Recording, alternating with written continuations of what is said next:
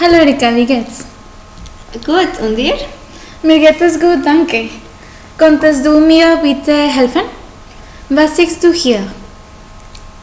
Ähm, Wir sehen zwei Personen in ein Modegeschäft für Frauen. Im Hintergrund wir sehen Regale und braune Hose liegen über die. Im Vordergrund an der linken Seite, Linken? Entschuldigung, hängen viele Blusen an der Kleiderständer und auch an der rechten Seite hängen viele blaue Hemden an den Kleiderständer. In der Mitte stehen zwei Frauen. Sie sehen eine weite Bluse an. Die Frau an der linken Seite hat braune Haare und sie trägt ein schwarzes Kleid. Sie hat auch eine geblümte Tasche, denn sie hat vor der Modegeschäft ins andere Geschäft etwas kaufen. Die Frau an der rechten Seite ist blond und sie trägt ein schwarzes und gestrichtes Kleid. Die zwei Frauen haben ihre Haare offen. Wir glauben, dass die Frauen sind gute Freunde, weil sie zusammen zu einem Einkaufszentrum gehen. Dort treffen viele Menschen, wenn sie möchten sich mit Kleidung, Musik, Essen oder ins Kino unterhalten. Menschen können tratschen und besser kennenlernen. Wir denken vor dem Einkaufszentrum, sind jede Frau zu Hause und sie rufen an, damit treffen sie zusammen in der Geschäft. Nach dem Einkaufszentrum vielleicht gehen die Frauen zu einer Party.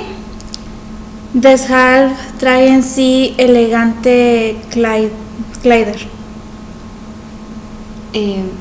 Wir meinen, dass der Gastgeber auch eine Frau ist, sonst kaufen sie nicht eine Bluse oder hätten sie nicht das geblümte Tasche.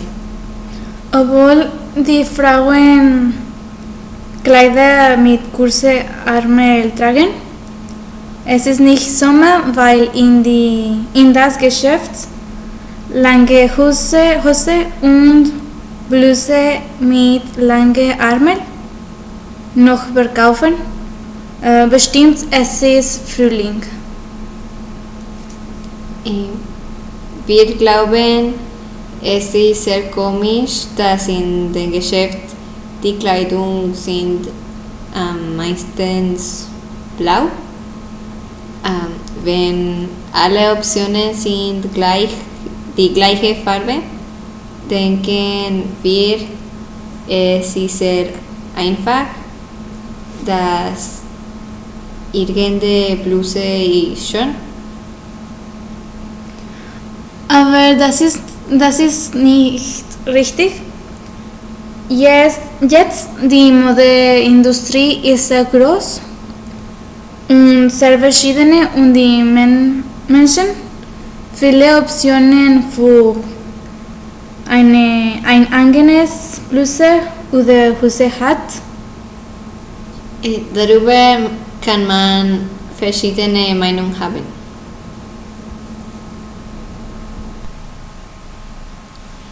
Denken Sie, dass die Uhrzeit ist sehr wichtig? Was meinst du? Ja, dass man hat wenig Zeit in der Tag und er muss immer die Uhrzeit aufpassen. In der schriftlichen Arbeit habe ich über Punktualität gesprochen. Und was hast du gesagt? Dass Punktualität ist ein Zeichen von Höflichkeit. War es eine verschiedene Kultur in Mexiko und Deutschland? Ja, schön. Die Deutschen sind sehr pünktlich und sehr höflich. Wenn Deutsche haben einen Unfall oder ein wichtiger Termin für eine Party und sie könnten nicht pünktlich sein, dann rufen sie den Gastgeber. Dann der Gastgeber kann ruhig sein. Und in Mexiko, das passiert nicht. In Mexiko, man kommen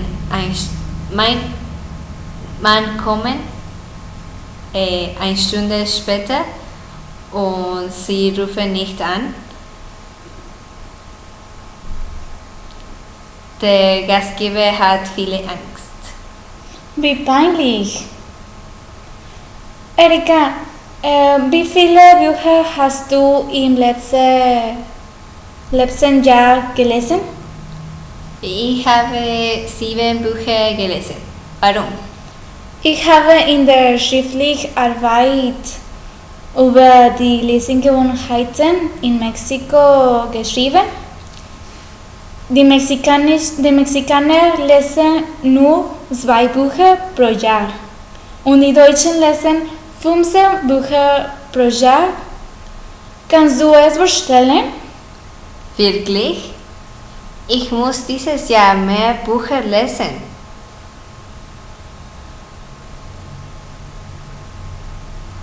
Warum denkst du, die Mexikaner haben schlechte Lesegewohnheiten? Ich denke, in den Schulen von Mexiko, die Kinder lesen von Verpflichtung. Schulen lernen nicht die Kinder gern lesen, deshalb die Erwachsenen nicht lesen. Sie haben eine schlechte Lesegewohnheiten. Ja, ich erinnere mich, dass in der Schule wir langweilige und schlechte und schwierige Bücher lesen. Das ist richtig. Die Studenten brauchen unterhaltsame Bücher. Ja. Und was machst du nach dem Abitur? Ich möchte nach Kanada reisen und meinen Onkel zu besuchen. Er lebt in Vancouver.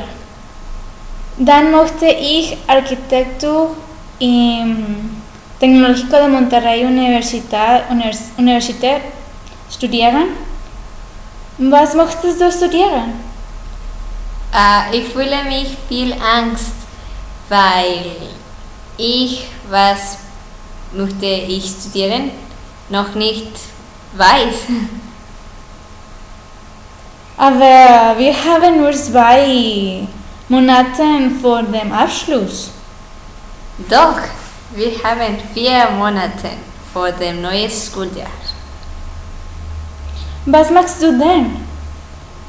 Am Sommerferien würde ich nach Guanajuato fahren, weil dort eine neue Autofabrik Mazda gebaut und viele Japaner hat gekommen. Sie arbeiten jetzt in Mexiko und ich möchte sie Spanisch lernen helfen und um die mexikanische Kultur zu bekommen, dann gewöhnen sie sich in ihr neues Heim. Das ist sehr nett.